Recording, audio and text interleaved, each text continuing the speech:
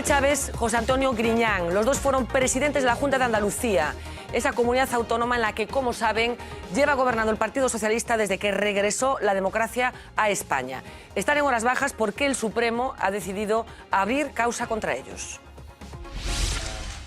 Manuel Chávez y José Antonio Griñán representan el poder indiscutible que ha tenido el PSOE en Andalucía desde antes de la creación de la propia Junta. Ahora son también, a su pesar, el rostro de la corrupción en la trama de los ERES. Junto a 3 exconsejeros del Ejecutivo andaluz van a ser investigados por el Supremo, que ha abierto una causa separada para ellos. Los 5 son diputados o senadores, disfrutan de la condición de aforados, por lo que no los puede procesar Mercedes Alaya. Las pesquisas que inició la jueza se centrarán en su responsabilidad en el reparto, presuntamente sin control, de hasta 885 millones de euros, destinados a trabajadores y empresas y que en buena medida terminaron en personas vinculadas a sindicatos y a la propia Junta. A Griñán y a Chávez Alaya no lo señala por quedarse con nada, sí por su responsabilidad política, por estar al tanto. Ahora lo deberá dirimir el alto tribunal. Dice el auto de la jueza que hay indicios de prevaricación y malversación de fondos públicos. Por ahora los 2 expresidentes no están imputados por el Supremo,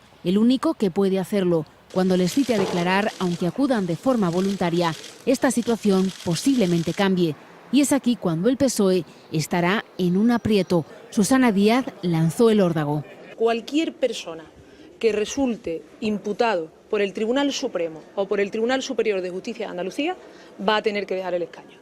Según el nuevo Código Ético del partido, el PSOE exigirá el abandono de un cargo público si se abre juicio oral. Deja abierta la decisión si hay un imputado. Sin embargo, no tomar ninguna medida implicaría desautorizar a la cada vez más poderosa Susana Díaz. Caiga quien caiga. Que quien la hace, la paga. Si Chávez y Griñán renuncian respectivamente a sus actas de diputado y senador, perderían su condición de aforados y el caso pasaría de nuevo a la juez Alaya, más temida Madrid. La decisión está en manos de Pedro Sánchez, muy contundente ante el caso de los implicados en las tarjetas Black de Caja Madrid y al que veremos si le tiembla o no más el pulso ante estos 2 exdirigentes. Bueno, Chávez y Griñán, decíamos, en horas bajas. Manuel, ¿cómo lo ves tú? ¿Cómo lo veo? Pues nada, es la consecuencia de los tiempos que vivimos, ¿no? Y yo lo saludo, igual que saludaba antes, lo celebro, claro. Caiga quien caiga. Yo en esto sí comparto la visión del actual presidente de Andalucía. Es que la única forma de salir de esta tormenta en la que nos hallamos es que se limpie de una vez toda esta estructura miserable. Yo sí creo que hay una responsabilidad por omisión. Es decir, estos señores fueron los... Por lo menos. No sé si hay otra, pero desde luego por omisión es evidente. Es decir, durante muchos años en la administración que ellos gobernaban había una fuga de cientos de millones de euros. Estamos hablando de más de 800 millones de euros, son 150.000 millones de las antiguas pesetas. Es que es una auténtica locura que además gestionaban de la forma que la gestionaban sindicatos, organizaciones afines al Partido Socialista. Bueno, yo creo que esto es lo que tiene que ocurrir. Iván. Sí, bueno, eu creo que non vai haber ningún tembleque de má, quer decir, si chegara a esa situación, non? É certo que a día de hoxe o Supremo fixo o previsible, o lóxico e o normal cando hai un xulgado que che remite un auto no que di que observa indicios de ilegalidade, pois evidentemente o Supremo non vai dicir, non, lo archivo e non investigo nada, non, pois evidentemente abro causa e investigo. Que vai pasar a partir de aí? Bueno, pois pode pasar que investigue e non haxa nada, ou pode pasar que decide imputalos para seguir investigando e logo finalmente haber un xuizo. Entón, aí a normativa do Partido Socialista é clara. Primeiro foi non Galicia, agora está xa incorporada a nivel federal, e é que cando un cargo do Partido Socialista, sin esperar a ser xulgado, polo tanto, sin esperar a que se demostre a súa non inocencia, cando un cargo do Partido Socialista se lle abre xuicio oral, automáticamente ten que deixar as súas responsabilidades, e non me cabe ninguna dúbida que neste caso, si chegase ese suposto, sería así, non? A presidenta de Andalucía, incluso, por as súas declaracións, eu entendí que vai máis aló, que fala de imputación, simplemente, non? Bueno, pois simplemente cunha mera imputación inicial, se ela decide actuar, tampouco me cabe ninguna dúbida de que eles, como militantes que son do Partido Socialista, acatarán esa disciplina. Rubén, brevemente, este asunto que temos moitas cousas. Isto reforza a teoría que nos formulamos nas conclusións da Comisión de Investigación do Parlamento Andaluz, por certo. O Parlamento Andaluz sí que tivo unha comisión de investigación sobre casos de corrupción, que eu creo que os estamos esperando moitos parlamentos do Estado. Os expresidentes son expresidentes. Sí é certo que nos pensamos que o Partido Popular e o Partido Socialista pecharon en falso esa comisión, reiteradamente pedimos que se abra, porque ten que haber responsabilidades políticas do que ten acontecido nos últimos, sobre todo nas últimas legislaturas. Comisión Obreiras e UGT Andalucía, hubo dimisións. No caso do UGT, a Secretaria Xeral de Andalucía. Hubo comisións internas de investigación. Eu creo que no Partido Socialista Andaluz fai falla, tal como nos recollemos na tal, que debería haber. Efectivamente, hubo traslación... De todos os xeitos, a ver... Pero que non se vinculaban que directamente. Que pasou en Andalucía? Porque dá sensación de verdade, o sea, eu insistía nese dato que non é un dato menor. É a única comunidade autónoma que leva gobernada polo mesmo partido dende que volveu a democracia a España. Creo que ese é o dato. A única, creo. Nos demais houbo alternancia, que sempre sirve para ventilar cousas. E que dá sensación de que isto foi a la repañota, Eu creo que pasou en Andalucía, evidentemente, o que pasou é que había unha trama montada pero unha trama gordísima, evidentemente, e de xente que son auténticos delincuentes que roubaron directamente e que malversaron fondos públicos, non? Entón, con esa xente, evidentemente, que se persiga estas últimas consecuencias. Creo que isto era algo orquestado polos presidentes da Junta de Andalucía. A mí me costa creer bastante que eso seña así, se demostrará judicialmente, non? Ahora, que había xente que había choriceo que iba máis aló do Partido Socialista, máis aló das organizacións sindicais... Aquí podemos empezar a falar do que se chama de responsabilidade política. Quería matizar unha cousa que decía Rubén, non?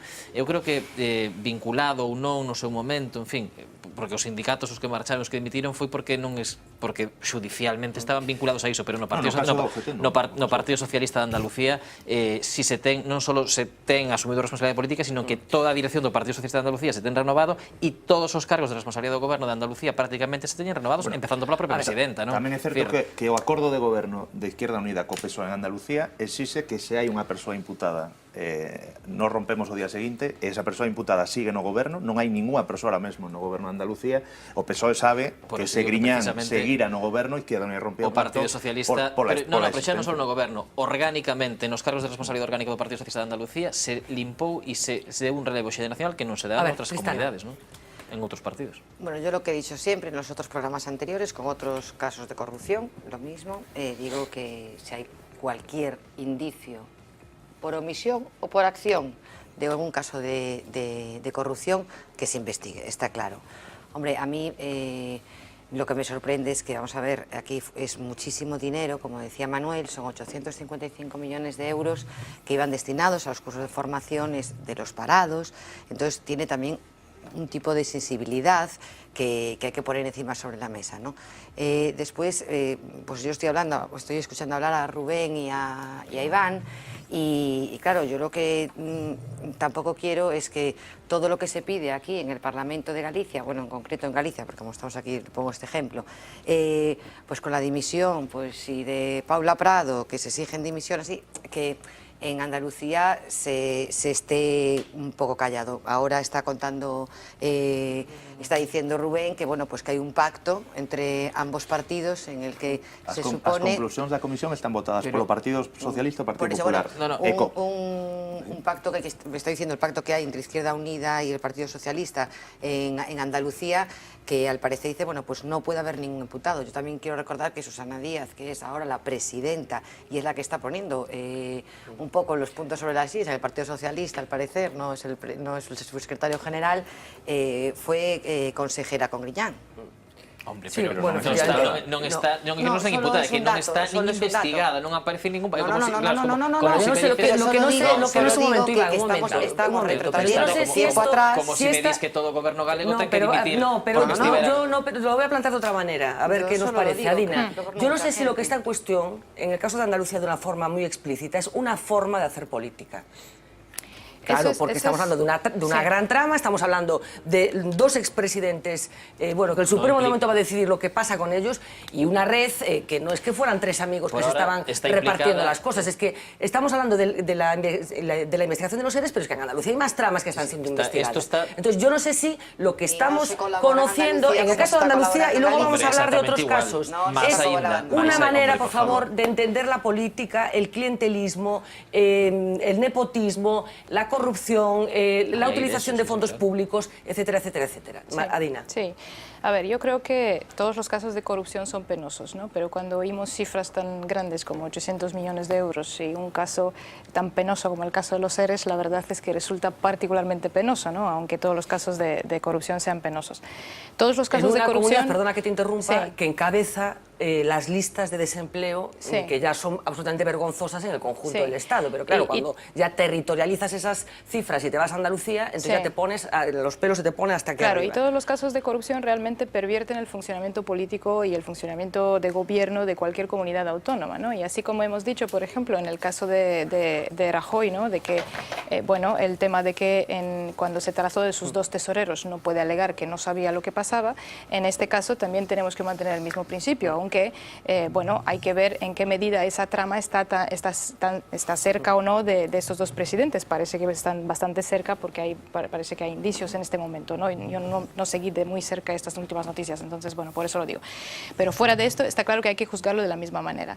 Esto está claro que contribuye en la ciudadanía a una imagen de que estamos hablando de una forma de hacer política y que todo aquel que lleva suficiente tiempo en el gobierno y está demasiado cerca del poder demasiado tiempo, acaba en esto, ¿no? Que yo no creo que tiene que ser así, pero esta es la sensación que están dando todos estos casos de corrupción que están saliendo. Y sí creo que estamos hablando de serios fallos del sistema para que esto sea una forma de hacer política. Es una forma de hacer política y hay fallos importantes en el sistema que evitan, por ejemplo, un tema como el que se den realmente subvenciones, ¿no? Por dinero público utilizado de maneras muy discrecionarias. Y esto, para no ir más lejos, te lo pueden contar los funcionarios de la Diputación de A Coruña como los funcionarios de otra cosa, qué pasa con los fondos de libre destinación, cómo se da el dinero público en algunas situaciones. Esos son fallos muy importantes y eso, políticamente, se sabe exactamente cómo hay que corregirlo, sin simplificarlo. No quiere decir que podemos tener un sistema perfectamente limpio y perfectamente justo. Eso no existe, ¿no? Todo sistema tiene fallos. Ahora, eso se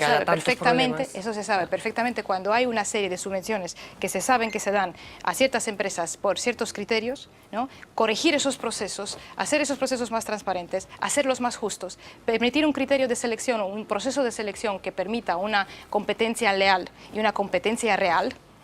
Eso se sabe cómo se hace. Bueno, estamos hablando de los problemas de Andalucía, pero como decíamos, se nos acumula el trabajo porque en Galicia saben que también está abierta una investigación judicial para determinar cómo se utilizaron fondos públicos que en este caso iban a parar a cursos en principio de formación de parados, algunos de los cuales ni siquiera se habrían celebrado. La cosa ya ha ido avanzando desde el punto de vista político. Saben que ayer había una sesión de control al presidente de la Xunta en el Parlamento de Galicia, que fue interrogado sobre el papel que la Xunta ha tenido en este lío, un lío que bueno, pues, afecta también a otras administraciones, aunque la pregunta, el interrogante, la duda, la curiosidad superior de las últimas horas pasa por saber quién duerme en Montepío. Uxía Rodríguez. Fernanda, pues precisamente ¿quién duerme en Montepío? Es la pregunta más repetida en las últimas horas en Galicia. El fraude de los cursos de formación destapado en nuestra comunidad por la Operación Z ha traspasado una línea, la de la residencia del presidente de la Xunta. Los más de 20 millones de euros que se habría tragado esa trama han quedado diluidos por la relación personal entre Feijóo y el presunto conseguidor de esa trama. Ustedes saberán que as visitas oficiais pois normalmente non pernoctan en instalacións públicas. Que dorme moitas veces en Montepío. Con seguidores que dormen en Montepío. Que durme Seica en Montepío. Pernoctar en Montepío. Que se chamaba Pachi de Lucas. Era recibido en Montepío.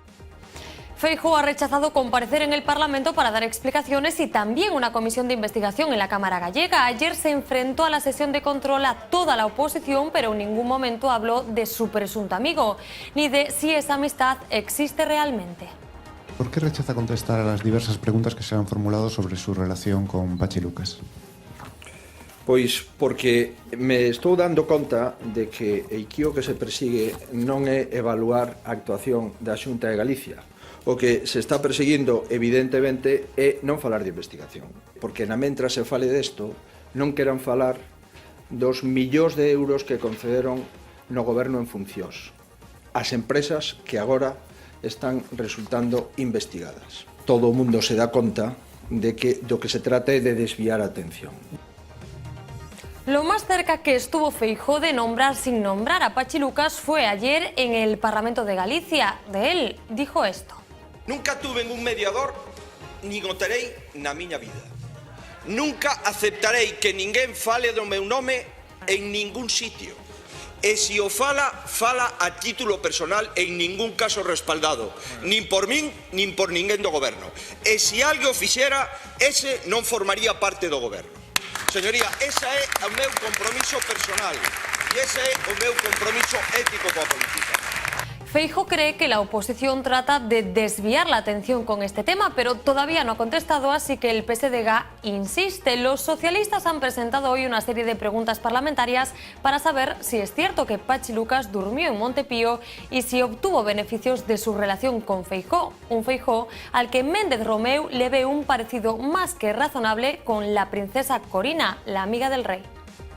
Hai elementos semellantes, é dicir, por unha banda parece existir, porque tampouco foi afirmado oficialmente, parece existir unha relación persoal, eso sempre é respetable, pero parece que aproveitando esa proximidade, ese acceso fácil, a partir de aí se produce unha situación de intermediación. Patxi Lucas, el presunto amigo de Feijóo, es considerado por los investigadores de la Operación Z el conseguidor de la trama, la persona que mediaba entre los políticos y el empresario Gerardo Crespo. En el sumario aparecen varias referencias al presidente de la Xunta en boca de Lucas. Gerardo, el jueves 7, a las 5:30 en Génova, despacho Ana Pastor. Marca y tú. Un saludo. Feijóo va a ser clave. Comendo en Beluso. Presidente, mar, todo ben. Gerardo Crespo, el presunto cabecilla de esta trama de los cursos de formación que habría sacado de las arcas de la Xunta más de 20 millones de euros, asegura que él pagaba a Patxi Lucas un sueldo de 3.000 euros al mes por su ayuda. Crespo llegó a asegurar, y cito palabras textuales, que la policía sepa que cobraba 3.000 euros al mes, que sepa que era el conseguidor y que no lo llame a declarar, sabemos por qué lo hace. Es de Pontevedra, tiene un chalet en Beluso y es amigo de Feijóo. Su mejor amigo está siempre con él en todas las campañas. Eso es lo que asegura Crespo, que también mantiene que fue el propio Feijóo el que le dio el chivatazo de que estaban siendo investigados. Patxi Lucas trabajó para mi empresa y desconectó los teléfonos de mi empresa y míos, desconectó de nosotros a finales de enero, principios de febrero del 2012, cuando lógicamente su amigo, su íntimo amigo, Núñez Feijóo, le avisa de las fichas. De Lucas es el último nombre que hemos sumado a una larga lista, la de los conseguidores, una figura común en casi todas las tramas de corrupción que se han descubierto en la última década. Patxi de Lucas en la Operación Z, Francisco Fernández Liñares en la Operación Pokémon, David Marjariza, socio de Francisco Granados en la Operación Púnica, Francisco Correa en la trama Gürtel, Iñaki Urdangarín en la Operación Nos, Juan Lanzas en la trama de los seres andaluces. El conseguidor es un papel fundamental en las tramas de corrupción, el nexo entre el que paga y el que cobra, entre el político y el empresario. No tiene por qué ser una persona poderosa. Su poder está en sus relaciones personales, en su influencia o en su cercanía a personajes relevantes. Su misión consiste en mediar, en acercar al favorecido y al favorecedor, siempre a cambio de algo, normalmente grandes sumas de dinero. Todo conseguidor se lleva un porcentaje del negocio final. En algunos casos, el conseguidor puede llegar a ser el verdadero cerebro de la trama. Y es que, en la mayoría de los casos, sin conseguidor, no existiría esa trama. Pues Fernanda, Patxi Lucas, el supuesto conseguidor y el nuevo protagonista de la vida política en Galicia. Bueno, pues efectivamente, Graciña Suxía, Patxi Lucas, el nuevo protagonista de la vida política. Manuel, yo no sé cómo ves, cómo está transitando este asunto de la Operación Z.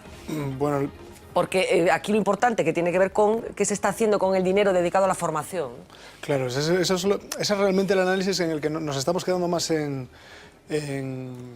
los nombres, en los detalles y no realmente en lo escandaloso que resulta que alguien de esta forma se lleve 20 millones de euros de todo nuestro patrimonio y acaben invertidos en cursos que no se celebraban, con nombres de parados que no existían, en aulas que no se conocían, en los que se cobraban, ¿verdad?, auténticas aberraciones por fotocopias, es decir, todo lo que está saliendo a luz de la Z, pero también de todo lo demás, de las púnicas, de los seres, de los Pokémon, es decir, es tan bochornoso, revela que todo este problema de la corrupción es un problema realmente estructural del sistema.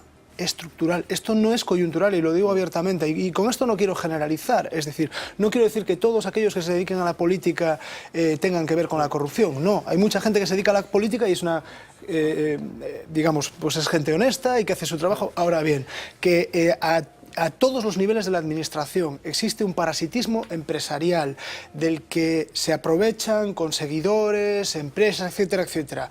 Que eso existe a día de hoy en este país, yo creo que es incuestionable. Que se llega muy tarde a la investigación de todo esto es incuestionable, porque todo esto lo sabemos desde hace años. Y que hay que cambiarlo de una vez es evidente. A ver, por aquí, Iván. Bueno, eu creo que estamos nunha fase bastante inicial, non? Pero eu creo que é un tema que a medida que se urgue, a medida que se vai tirando do fío, vai a dar moito de sí, bueno, pues desgraciadamente, non? Porque se está falando xa de moitos millóns de euros presuntamente conseguidos deste xeito, de algo que afecta... En plena crise económica xa, Claro, e ademais, e nun momento, e aí sí que enlazo totalmente co que decía Manuel, estou totalmente de acordo, nun momento ademais como este, no que precisamente as administracións públicas, fundamentalmente os concellos, por parte da Xunta de Galicia, o que se estivo facendo foi recortando cada vez máis os fondos destinos a formación para desempregados, e parece que había empresas que se lo llevaban calentito, non? Por lo tanto, creo que, primeiro, o tema vai a dar moito máis de sí, e segundo, creo ademais que a Xunta de Galicia non vai poder pasar indemne, como está pretendendo pasar o presidente Feijóo neste asunto, non? Maquillando, que investigan, que mandan ao xulgado, pero en todo caso hai cargos políticos da Xunta de Galicia que tiveron que actuar para que pudieran salir esa cantidad de millóns de euros do goberno galego hacia esas empresas, que xa parece... En fin, terá que haber unha sentencia, pero está con probas, parece que bastante demostrado, que había cursos que ni siquiera se facía nada, o sea, dicir, que non se monta. E sospeito, ademais, que apunta de algo moito máis amplo, que non só poderá chegar a esta trama, sino a máis cousas. A ver, brevemente, Rubén, porque vamos a hablar enseguida con un juez sobre corrupción, precisamente. Aquí hai diñeiro público e hai unha choiva sistemática de diñeiro de fondos europeos. O gran problema de todo, eu que nunca defendín, pertenzo a unha minoría sindical que nunca defendín que os sindicatos gestionaran a formación. Eu lembrome cando empezou a aparecer isto, pois polo menos no meu sindicato, a defensa que fixemos de que un sindicato non tiña que gestionar esos fondos. ¿Por qué? Bueno, pues efectivamente eran finalistas, había un control público, pero non sabíamos que era un coladeiro para determinadas prácticas que nos considerábamos que non. O Tribunal de Contas xa está auditando gran parte dese recursos. E logo aquí o máis dramático, sen contar que eu creo que había máis control nos sindicatos e na patronal, é a cantidade de empresas que apareceron como esporas adicadas exclusivamente a xestionar. E os que somos traballadores que temos nómina, pois nas nosas empresas, unha parte desas cotizacións, con isto de que se non se gastaban en formación, se perdían, pois eu creo na miña empresa, por exemplo, os miles de cursos que fixemos son absolutamente inútiles, a maior parte deles, para facer un currículum reglado dos traballadores. Eu creo que nos metimos nunha escalada terrible cos recursos formativos e gran parte do problema. Déjame que hagamos una pausa con respecto a este asunto, porque quería detenerme con una persona que seguro que nos va a dar información muy precisa sobre lo que está pasando con la justicia y con la investigación de casos de corrupción. Hoy se producía en España un hecho insólito, que es jueces denunciando al Ministerio de Justicia por la falta de medios. Es una de las dos grandes asociaciones, una de las grandes asociaciones judiciales que hay en España, Jueces para la Democracia, alineado una línea progresista en principio, que hoy bueno, pues denunciaba ante el Ministerio de Justicia un conflicto colectivo, digamos, en la justicia por la sobrecarga que están padeciendo en estos momentos los juzgados que están instruyendo asuntos relacionados con la corrupción. Vamos a hablar enseguida con nuestro invitado, pero antes vamos a escuchar las cosas que se han denunciado desde Madrid después de la presentación de esta demanda de conflicto colectivo ante el Ministerio de Justicia, que es como se llama lo que hoy se ha hecho. No hay día sin operación contra la corrupción. La UCO registra ayuntamientos, detiene alcaldes, a funcionarios. La UDEF rastrea el dinero a paraísos fiscales y todo esto acaba, como no, ante un juez. Hoy denuncian que no tienen medios para hacer frente a este tipo de investigaciones, que están sobrecargados. Por eso, una de las asociaciones judiciales, Jueces para la Democracia, ha demandado al Ministerio de Justicia y al órgano que les dirige. Dice que es intolerable que la justicia tarde a veces más de 10 años en dictar sentencia en este tipo de casos. Y entre los corruptos, y se observa en muchas de las grabaciones que se han interceptado, existe una sensación de impunidad. de que realmente la justicia no tiene instrumentos para poder perseguirles. Reclaman medios. Lo hizo, por ejemplo, hace unos días el juez Velasco, que dirigió la Operación Púnica. Velasco contó que toda la documentación del caso llena una habitación de su juzgado, pero para analizarla y hacerlo bien necesita medios. Yo necesito en estos momentos interventores que me expliquen contratación administrativa, necesito economistas que me hagan cálculos de cuotas, necesito tributalistas o fiscalistas que nos hagan los cálculos de las cuotas. Medios y tiempo, pero la realidad es que Púnica es solo una más de las macrocausas contra la corrupción que instruye. Luís Villares Naveira, portavoz de Jueces para la Democracia aquí en Galicia. Moi boa noite. Hola, boas noites. Bueno, é tan dramática a situación como hoxe se plantexa dende Jueces para la Democracia, que leva a facer unha cousa insólita en España como é plantexar este conflito colectivo contra o Ministerio de Xustiza? Pois lamentablemente sí, e a verdade é que a situación que temos día a día nos xulgados galegos e xeral de toda España evidencia unha carencia absoluta de medios personais e de medios materiais para poder combatir todas as formas de crimen que de forma organizada, moitas veces delas, están alarmando a sociedade neste momento. A corrupción ou a investigación xudicial de casos de corrupción, como está modificando, digamos, o funcionamento tradicional dos xulgados? Hai moita carga de traballo vencellada nestes momentos a investigación xudicial da corrupción?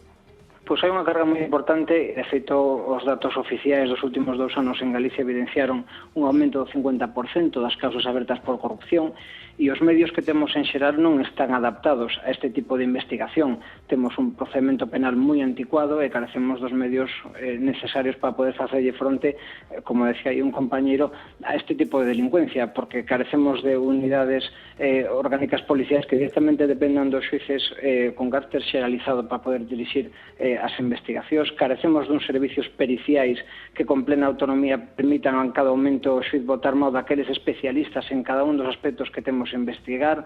A nivel económico, a nivel tributario, a cuestión está absolutamente desbordada. De feito, a Axencia Tributaria en Galicia ten unha unidade de apoio judicial que conta con 3 persoas, acaban de incorporar unha cuarta para toda Galicia, con todo o que hai aberto. Carecemos de Fiscalía Especializada Anticorrupción, que sería necesario en todas as provincias, contar con fiscais que tuveran formación específica e ademais medios personais e materiais ao seu servicio para poder levar a cabo esta investigación, e, por suposto, os expertos informáticos, porque hoxe en día os medios, vos acabades de refletilo, non? Sí. Como as novas tecnoloxías influen de forma decisiva tanto a hora de planificar como a hora de interceptar o coñecemento dos delitos, non? A verdade, Xuiz Villares, é que as cousas que hoxe estivo contando Jueces para la Democracia, que supoño que para vostedes o pan noso de cada día, son absolutamente chamativas. Por exemplo, hoxe eu, entereime de que a comunicación entre as fiscalías e os xulgados normalmente faise por fax, porque os sistemas informáticos non son compatibles. Isto é así? Sí, así, temos sistemas informáticos diferenciados que nos impiden ter unha comunicación que se produce en outras administracións ou en calquera empresa, non? Incluso os sistemas de videoconferencia, sistemas de comunicación que en outros ámbitos son moi áxiles, aquí están absolutamente arcaizados, e ademais o sistema de comunicación interxulgados tamén é absolutamente precario. O sistema de localización de persoas que están, cuxos datos están introducidos na base de datos do programa informático é tamén moi dificultosa. Entón non temos un sistema unificado que nos permita un intercambio axel de información, mesmo con outras administracións para cruzar datos e saber, por exemplo, a situación económica oculta das persoas que son suspeitas de cometer delitos. Carecemos de todos eses medios. Increíble. Outro dos asuntos que tamén nos chamou a atención hai uns días, fallecía un xuiz dun infarto pola mañá, e despois soupemos que ese día este xuiz tiña asignados 30 xuizos. Isto é normal? É habitual? Xa sei que normal non é, pero é habitual? Non debe ser normal, pero é normal e aparte é habitual. Segundo os propios módulos elaborados no seu día polo Consello do Poder Judicial e o Ministerio, onde se establecía cal día ser o 100% da carga de traballo en xulgado, o 43% dos xulgados españoles superan hoxe en día o 150% da carga de traballo. En este caso concreto era un compañero que superaba o 200%, pero é moi habitual. Os xulgados do social neste momento, o que pertencía a xurisdicción do compañero infartado, están poñendo 600 e 700 sentencias ao ano. Eso non é dispensar unha correcta administración de xustiza, porque non, por forza 600 sentencias ao ano non poden dar lugar a que o caso se vexa con toda a calma que require para un verdadeiro coñecemento coñecemento e umbre de acceso a tutela judicial efectiva, co cal hai que sacar horas da tarde, da noite, da fin de semana para que poda salir adiante o xulgado. Increíble, de verdad, o que se está coñecendo. A investigación de asuntos vencelados ca corrupción tamén se está apuntando que son investigacións judiciais especialmente complicadas. Estamos falando de delitos que son complicados de probar, que requiren de moita información paralela e de moita tecnificación, de moita xente experta en asuntos concretos. O apuntaba un pouco antes, pero dispoñen, están asistidos os xuíces que están encargados de investigar estas causas, destes equipos que colaboren para que esas investigacións sexan axeitadas, rápidas e eficaces? Non, carecemos absolutamente dun sistema institucionalizado de auxilio judicial nestes casos. Por qué? Pois porque as novas formas de delincuencia, que xa non son tan novas, por outra parte, están moi asentadas, non levaron a unha reforma da Administración de Xustiza que, por exemplo, dese lugar a unha plantilla de expertos contables, de expertos economistas, que a nos permitan, por exemplo, ler un balance e interpretar cando se están facendo ben ou mal as contas, ou cando se tributa ben e cando se tributa mal. Entón, nos para iso necesitamos a colaboración de expertos, pero máis alá da chamada ocasional a un perito para un caso concreto necesitaríamos unha verdadeira componente institucionalizada que nos permitise auxiliar iso e ao mesmo tempo que esta xente estuvese formada a nivel legal para poder levar a cabo un intercambio de información mutuo que nos permitise avanzar con moita máis rapidez. E hoxe en día non se está producindo eso, se tarda en designar o perito, se tarda en que o perito actúe e se tarda en obter esa información, por tanto a instrucción se dilata no tempo e a sensación que se produce a nivel de espectador social é lamentable, porque esa idea que se decaría, decía, a xustiza lenta e dos veces inxusta, non? Temos que acabar con iso. Unha curiosidade que procuro preguntar aos xuíces, como é posible que unha persoa sexa capaz de instruir macroprocesos como algúns dos que coñecemos, dos que forman parte miles e miles de folios que se prolongan no tempo varios anos, e que ademais compatibiliza con outras instruccións. Como é posible eso? Pois sacando moita vontade e moitas veces con moita vocación, non? Porque sí que é necesario botar todas as horas do día, a veces as da noite, a fin de semana, e desde logo ter unha gran capacidade de organización, porque é certo que os sumarios voluminosos para poder manexalos con corrección e para despois poder extraer de aí o que realmente seña obxeto da investigación e depurar cal seña o feito polo que se persiga alguén non é unha tarefa complicada e é necesario, por eso, que a carón do xuizo da xuiza de instrucción están outros profesionais que lle axuden a ler, a ver, a comprender o delito que se oculta detrás das formas máis inverosímiles, porque se nós temos que pensar e investigar que se conta detrás, os que están detrás levan moitísimo camiño andado, e non digamos xa no que se refire ás novas tecnoloxías, vamos sempre por detrás, sempre moi por detrás. Isto é unha das cousas que tamén denuncian hoxe, van por diante os delincuentes, digamos. Absolutamente, sempre, sempre. O avance lentísimo que cada vez se pode producir nunha reforma concreta, procesual ou penal sustantiva sempre obedece á constatación na realidade de que se nos escapan cosas, pois a veces tan básicas como é o tema da financiación ilegal dos partidos políticos, por exemplo, non? Ou, xa non digamos tamén, a nivel urbanístico, a nivel de contratación administrativa, todas as lagoas que hai polas que se poden colar as prácticas corruptas. A pregunta, Xuiz Villares, isto é casualidade ou hai alguén que lle interesa que a xustiza funcione así? Pois o Poder Judicial ten como finalidade facer de contrapoder dos outros poderes do Estado, non? E desde logo un bo funcionamento do noso poder sería moi saludable para o equilibrio democrático que establece a Constitución. Na medida en que a xustiza funciona mal, hai outros poderes do Estado que se moven con impunidade. Xa para rematar, para que nos tranquilice ou non, temos que estar preocupados os cidadáns, quero decir, está comprometida nestes momentos a impartición de xustiza como consecuencia dos gravísimos problemas de medios que teñen os xuíces e os xulgados? Pois mire, en parte as cousas que vemos e que se ven nos medios evidencian que a xustiza, polo menos unha parte significativa, funciona, porque se está sentando no bancos acusados xente que fai 10 anos pensaríamos que sería imposible, non? Desde o ámbito económico ao ámbito social están pasando por bancos acusados, polo tanto, eso evidencia que funciona. Desde logo temer, pois sempre hai que temer porque na medida en que chegamos tarde supón un fracaso para o Estado de Dereito e desde logo non pode satisfacernos nunca iso. E despois tamén as distintas reformas da lei orgánica que se puxeron en riba da mesa do Poder Judicial, non todas elas apuntaban a un fortalecemento da independencia judicial, sino en todo o contrario. Nese sentido sí que habería que temelo. Nos sempre fomos moi críticos ca reforma do proxecto Gallardón, da Xustiza en xeral, porque entendíamos que era un proxecto que, lonxe de fortalecer a independencia do Poder Judicial, pois o xerarquizaba ou que deixaba reducido case un apéndice do Ministerio de Xustiza, e iso non pode ser porque iso é malo para a calidade democrática da nosa sociedade. Pois de verdad, Luís Villares Naveira, moi ilustrativo todo o que nos está contando. A ver se temos ocasión de falar máis polo miúdo. Portavoz en Galicia de Jueces para a Democracia e de Irmandade Xurídica Galega, moitísimas grazas por atendernos esta noite, de verdade. Moitas gracias a vostedes. Graciñas, unha aperta. Inquietante, Adina. Sí, bastante inquietante, pero la verdad es que los jueces lo llevan demandando hace tiempo. Esto para la corrupción es particularmente importante porque además se requieren medios mucho más elaborados, ¿no? Pero Jueces para la Democracia, por ejemplo, ya lo había pedido en varias ocasiones, ¿no? Había pedido medios para todo este tipo de juicios. De hecho, no solo esto, sino que para los crímenes, esto lo han dicho un juez recientemente, ¿no? Pero lo había dicho el que había juzgado el caso de Marbella, ¿no? El juez que instrumentó el caso de Marbella había dicho que nosotros no tenemos ya en su día, ¿no?, una justicia que permita que se juzguen este tipo de casos. No tenemos la experiencia necesaria, no tenemos los medios necesarios, necesitamos muchísimas más cosas. Lo de aquello que la justicia está para el robagallinas, ¿no? Entonces, lo decían ya, este juez del caso Marbella lo había dicho ya en su día, ¿no?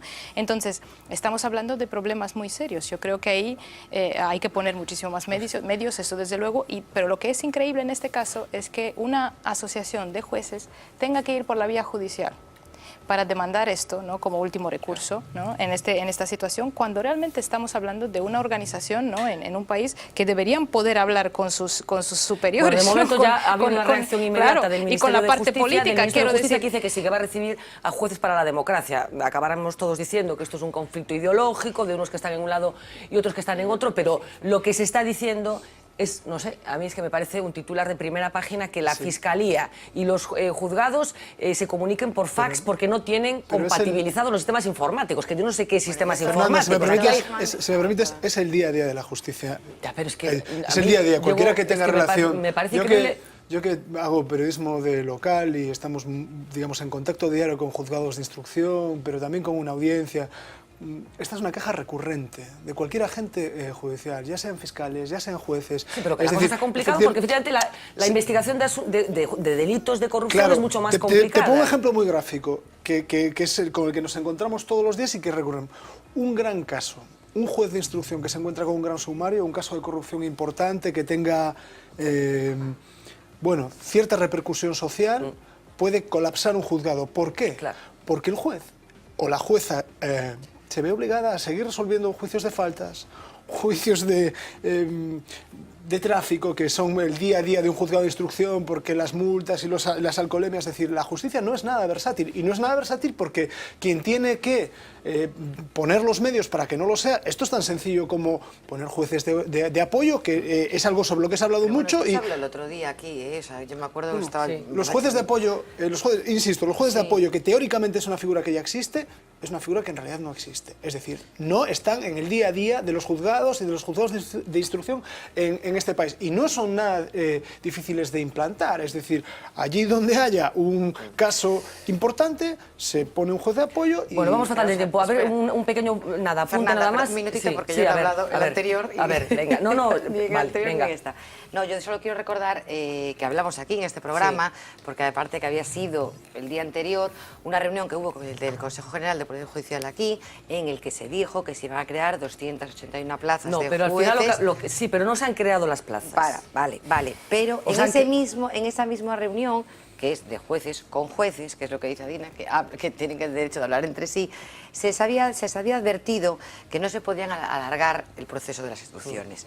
¿Por qué? Porque hacer las macrocausas, de las que realmente estamos hablando, se alargan mucho en el tiempo, y que se aconsejaban no hacer piezas separadas, sino que las piezas que se podían abrir de un macrojuicio fuesen repartidas entre los demás jueces, para pasar lo que él dice, que cada juez tenga que hacerse cargo de sus propios juicios y no acumular, porque a veces pasa que un juez tiene lo suyo y lo que le correspondía a otro, porque él saca, hace una pieza separada y se la queda a él. Entonces, que esos macrojuicios, que si se pudiesen evitar, es lo que se dijo Sí, también en sí, esa sí, sí. reunión, que se hiciese. Y ahora que estamos hablando justamente son de los macrojuicios, Claro. las cosas que estamos Bueno, hablando aquí en cualquier ahora. caso, parece evidente que hay cosas que hay que arreglar. O sea, sobre no sé- todo el tema de que tiene que, o sea, este juez de Jueces para la Democracia lo decía muy bien, hay muchísimas cosas que hay muchos especialistas que ellos necesitan, es que esos Claro. son recursos puros, ya no son solo las plazas de jueces, sino que necesitan otro tipo de puestos, necesitan Para mucho más colaborar, recursos porque son- para poder, claro, para A ver, poder hacer Rubén, todas esas un titular Hay- prácticamente, hay- vale.